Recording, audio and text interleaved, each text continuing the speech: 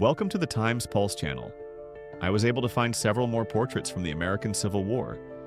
Some show Union men, others, men of the Confederacy. Each face carries its own story. I hope you enjoy this video. Thank you for watching.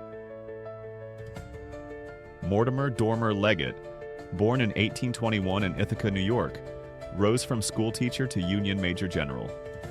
He led the 78th Ohio, was wounded at Vicksburg and Champion Hill, and later commanded a division in Sherman's Atlanta and March to the sea campaigns.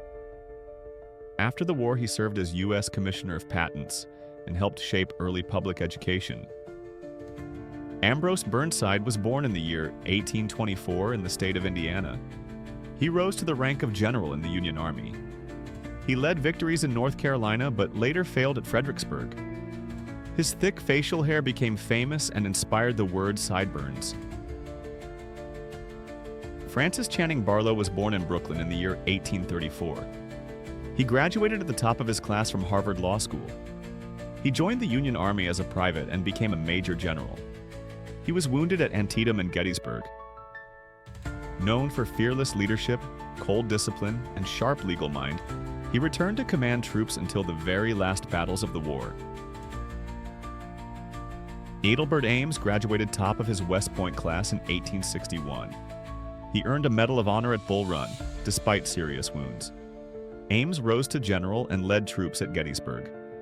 After the war, he served as senator and governor of Mississippi during Reconstruction, championing civil rights. This is Major General George Stoneman and his staff in a camp near Fair Oaks, Virginia, June 1862.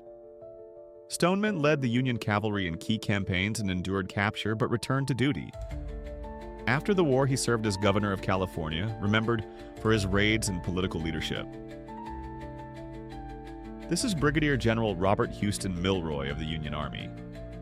He fought at McDowell and Bull Run, but his name is tied to a major defeat at 2nd Winchester in June 1863.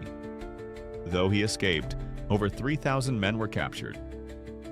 After the war, he served Washington Territory in Indian Affairs. This is Robert Smalls, an African-American hero of the Civil War. Born into slavery, Smalls famously commandeered a Confederate ship, the Confederate States Ship Planter, and delivered it to Union forces in 1862. After the war, he became a prominent politician, serving in the United States House of Representatives, where he fought for civil rights. This unknown Union officer was photographed by Matthew Brady, the legendary Civil War photographer. Though his name is lost, his youthful face, firm stance, and steady gaze reflect the quiet bravery of thousands who fought, bled, and vanished into the pages of history. This is a photograph of General James Scott Negley of Pennsylvania. At the start of the Civil War, he was appointed Brigadier General in the Pennsylvania Militia and went on to command troops in several battles. After his service, he became a prominent politician in Pennsylvania, continuing to serve his community. This powerful portrait shows Confederate General Robert E. Lee in April 1865, just days after his surrender to General Grant. Taken in Richmond by Matthew Brady, it captures a moment of defeat and reflection. Lee's legacy remains deeply divisive in American history. His role still fuels reflection and debate.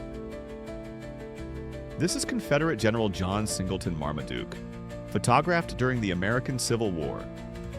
Known for his cavalry leadership, he served in numerous key battles in the Trans-Mississippi Theater. His dignified pose reflects the pride and defiance of the Confederate officer corps in the face of defeat, loss, and despair. This is a photograph of Confederate General William Mahon, a prominent officer during the American Civil War.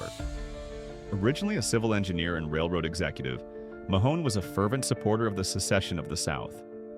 He led troops at the Battle of the Crater, a pivotal moment in the conflict, and played a significant role in post-war Virginia politics, later serving as a United States Senator. This is a photograph of John Wilkes Booth, the actor and Confederate sympathizer, taken before he assassinated President Abraham Lincoln in 1865. Booth, along with a group of conspirators, planned and carried out the assassination. a moment that dramatically changed the course of American history, deeply affecting the nation. This photograph shows Rose O'Neal Greenhow, known as Wild Rose, with her daughter inside the old Capitol Prison in Washington, D.C.